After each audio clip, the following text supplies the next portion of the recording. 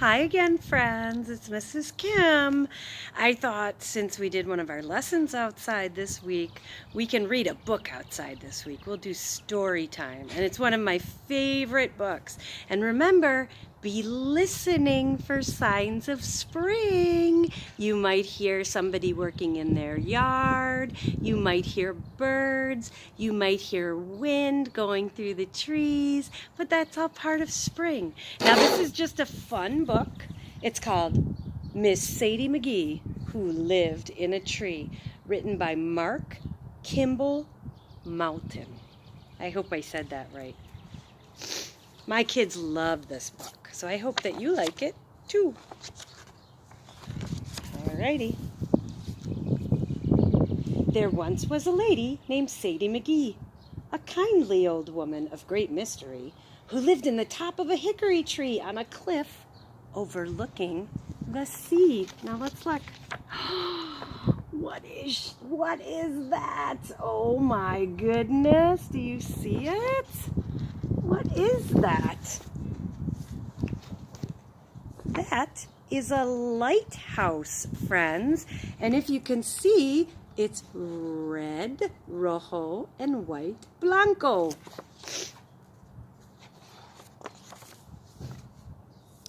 Folks from all over the world came to see this remarkable lady, this Sadie McGee, for no one had seen such a rare oddity as a lady who lived in a tree. They'd stand underneath somewhat curiously, bending this way and that way, the better to see this peculiar old lady of great mystery who lived in a tree by the sea. Look at that. Look at this one lady. Look at, she's pointing all the way up high. And look, even the airplane people are looking at the tree. That's so silly. Whoops, did Miss Kim skip a page? I did, I'm sorry. They'd peer through the branches at Sadie McGee as she cooked and she cleaned in her tree happily. And they'd ask one another inquisitively, why does she live up in a tree? Look there's Sadie McGee, and what is she doing? She's sweeping. That's funny to sweep in a tree, isn't it?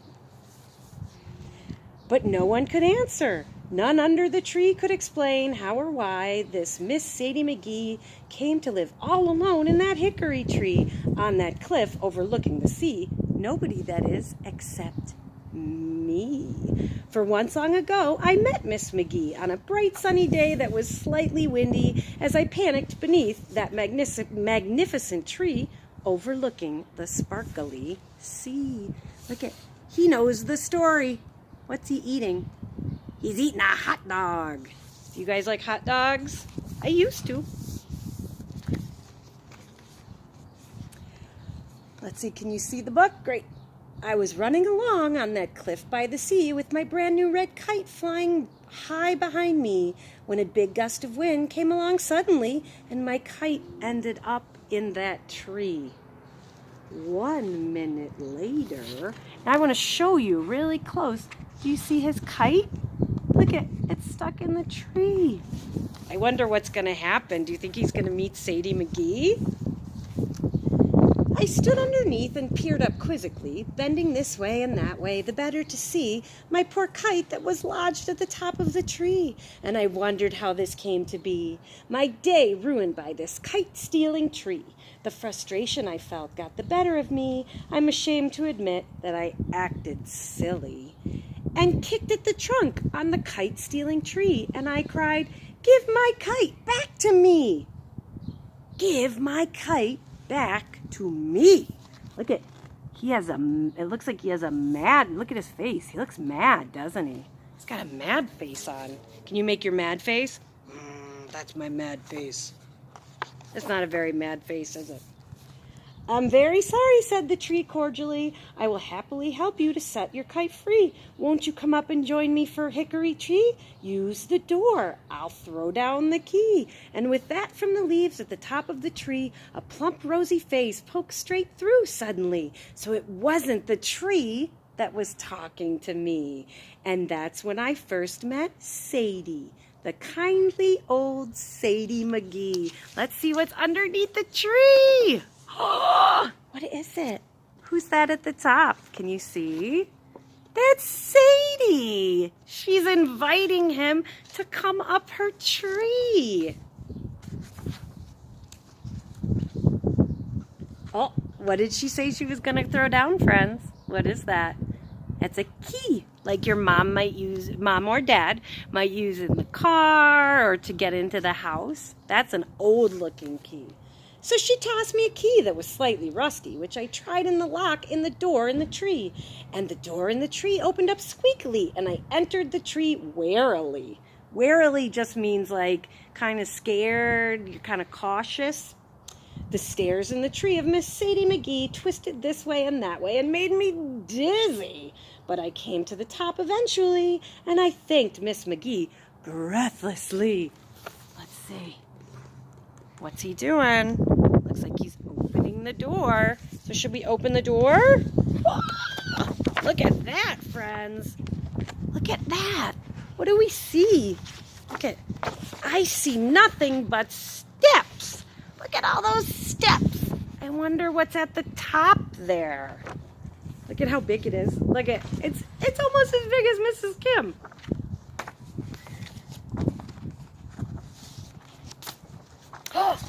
Who did they find? Let's read.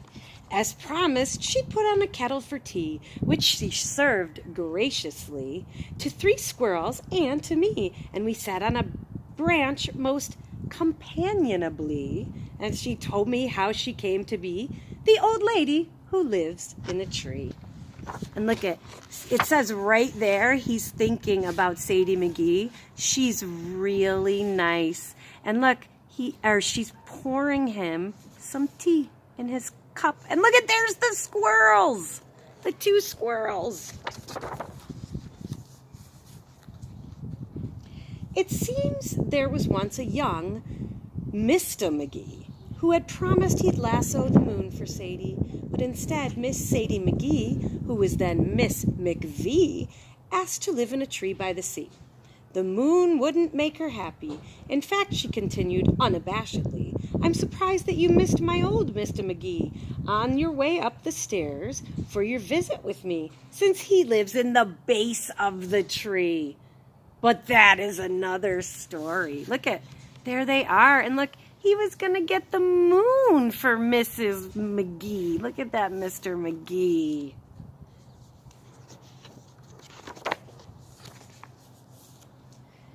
The time slipped away as time does by the sea, and the clock in the tree chimed 3:15. We raised our eyebrows, just as surprised as could be that the time had blown by so quickly.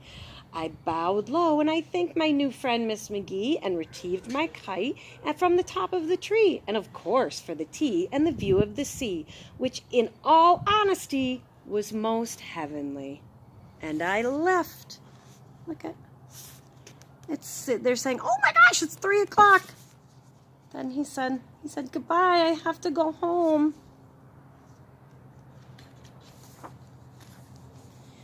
So the answer to know why kindly Sadie McGee lived her life all alone way up in the tree on a cliff overlooking the glittering sea is quite simple, a near certainty. At least it is simple to me. For this lady, Miss Sadie, loved life in her tree with the fluffy gray squirrels who would stop by for tea and the beautiful birds that sang beautifully and the occasional bumbling bee, you see. And look at, what is Sadie doing? She's got a bird that's singing to her. Right there. See? Tweet, tweet, tweet, tweet, tweet. Oh, there's her friend the squirrel.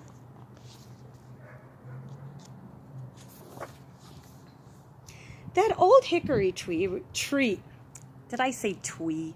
That old hickory tree was just right for Sadie. It was all that she wanted and where she should be. Close your eyes and imagine. I think you'll agree that Miss Sadie McGee was lucky. In the morning she'd wake and she'd gaze out at the sea, watch the dolphins and whales swimming by gracefully, wave to the sailors on ships who waved back merrily as they went on another journey. Look at, they're saying, hello, Miss McGee. And look at, she's waving back to them from the top of the tree. I know, this is a long story, isn't it, friends? Look at, oh my gosh, the pages are blank. Watch. Oh my goodness gracious. Well, let's read first, and then we'll look at the whole picture, okay? And at night Miss McGee rocked to sleep blissfully in her bed on a branch of that hickory tree, while the breeze through the leaves softly sang to Sadie, and the stars twinkled on peacefully. So she wasn't alone, not Miss Sadie McGee. Why, in fact, I would venture most confidently that Miss Sadie McGee lived contentedly in that hickory tree by the sea, for she chose to live life by her own way, modestly, peacefully, comfortably, and generously, and her squirrels and her birds and an occasional bee way up high in her great big old tree, overlooking the shimmering sea. So let's see what we see in the sea. Oh, look at, she can see the dolphins. I see a whale's tail. Look at her bed up on a branch. That is so funny. Now let's look at the other side. And what else does she see from the sea? Ah, there we go. She sees a boat. And look, she can see the lighthouse. And she can see the moon and the stars.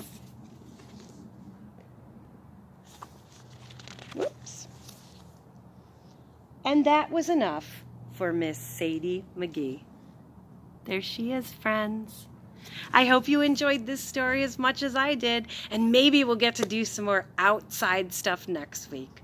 I'll see you later. Miss you all.